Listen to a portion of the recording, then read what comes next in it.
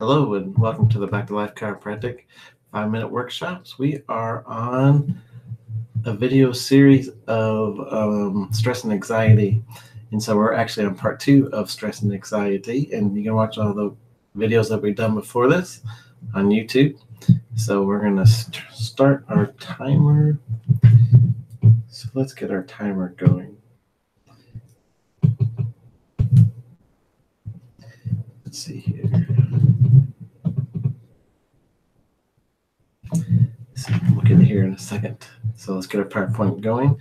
But remember, stress and anxiety was one of the top 3 things on our website. It had like thousands and thousands and thousands and thousands of hits on the subluxation finder, which is on our website.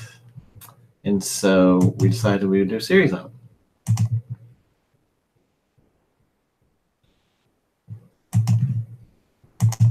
So let's start our timer. So this is where we were started. We're on the stress cycle. We're going through how it causes you to be subluxated. And then later on, we'll talk about how the subluxations start to interfere with your body being able to function properly. And then how you get caught in a vicious cycle. And then you get more stress and anxiety. So we had just finished up with the very first part of the stress cycle and how, when you perceive a stress, it's a flight-fight mechanism, so your body starts to stimulate the sympathetic nervous system, and then that causes a problem. Then it's shutting off blood supply to your gut, and then it's shutting off reproductive hormones, and then it's causing more adrenaline and cortisol because it's trying to direct the areas of the body that need to get out of a situation to survive. And so then we kind of talked a little bit about the subluxations and, like when these systems are working hard over time, then if you don't ever correct that, then it'll make interference to the nervous system in certain parts of your body. And so we're going to continue on. So, in the stress cycle, the next thing in the cascade is cortisol causes the liver to reduce HDL and increase LDL. So HDLs are the good cholesterol, and the LDLs are the bad cholesterol. So the symptoms over time are high cholesterol, increased cardiac risk factors. So this increases cravings for sugar and for fatty foods because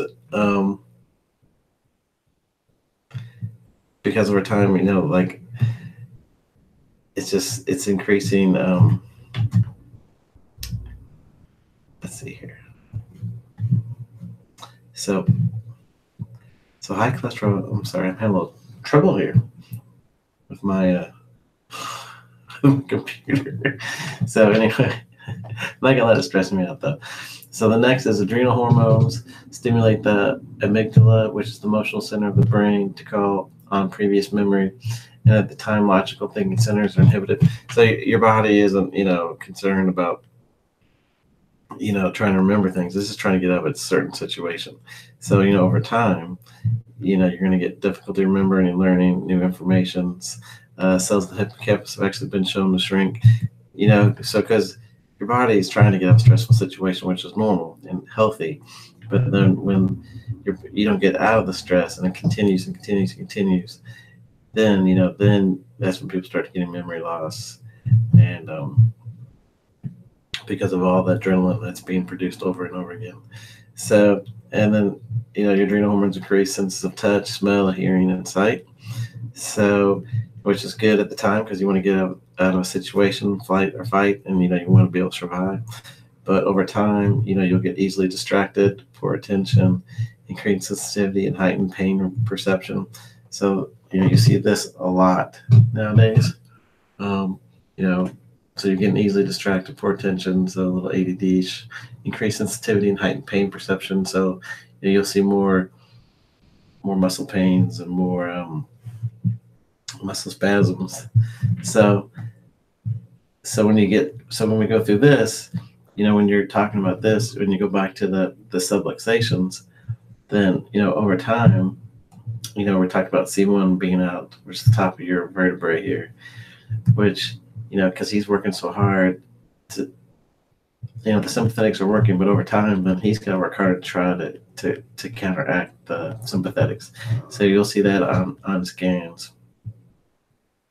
Then over time, because of your cortisol and of the adrenaline, it does start to affect your thyroid gland, which is C7 right here. And then pancreas, you're talking about, and then you're talking about cholesterol and sugar cravings. So you'll start getting problems around T7, T6. Your intestines, we talked about it being, the blood supply is not getting into that. So you'll see areas of T12 and L1, which is your intestinal area, that starts to become subluxated. We talked about sex organs, because, you're not getting the hormones that you need. So you'll start getting nerve interference there and start getting subluxated there. And then we talked about the adrenals, which is, T9. So then these eventually over time will start to cause symptoms like this. So headaches, nervousness, insomnia, head colds, high blood pressure, migraine, headaches, mental conditions, nervous breakdowns, amnesia, chronic tiredness, dizziness, bursitis, colds, thyroid conditions. Let's see, keep going through here. Stomach troubles, including nervous stomach indigestion, heartburn, diabetes, ulcers, gastritis, allergies, hives, kidney troubles, hurting the arteries, chronic tiredness, skin conditions, acne, pimples, auto intoxication. You see a lot of autoimmune things nowadays. Small intestines, rheumatism, gas pain, certain types of sterility, large intestines, constipation, colitis, dysentery, diarrhea, ruptures, hernias, bladder troubles, painful periods, miscarriage, bedwetting, impotency, life symptoms of knee pains.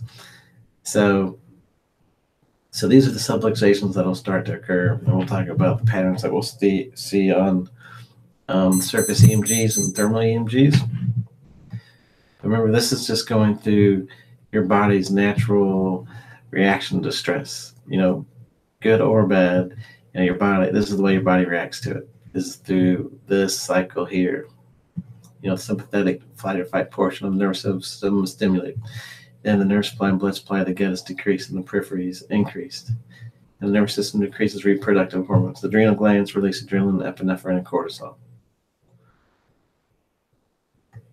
Then cortisol causes the liver to reduce HDLs and increase LDLs. And adrenal hormones stimulate the amygdala, emotional center of the brain, calm previous memory, and at the same time, logical thinking centers are inhibited. Adrenal hormones increase sense of touch, smell, hearing, and sight. So the fight response also results in decreased sleep. Shortening even of one night's sleep by 4 hours causes significant reduction in insulin receptor sensitivity. So chronically, this reaction coupled with high blood sugar leads to type 2 diabetes, syndrome X, heart disease, obesity, cancer, chronic fatigue. And in the short term, serotonin would be released to inhibit the release of noradrenaline to help stop the stress response. However, in chronic stress, serotonin production cannot keep up, resulting in depression, fatigue, and trouble sleeping. So we'll talk about the bad news, and then we'll talk about the good news in the next time.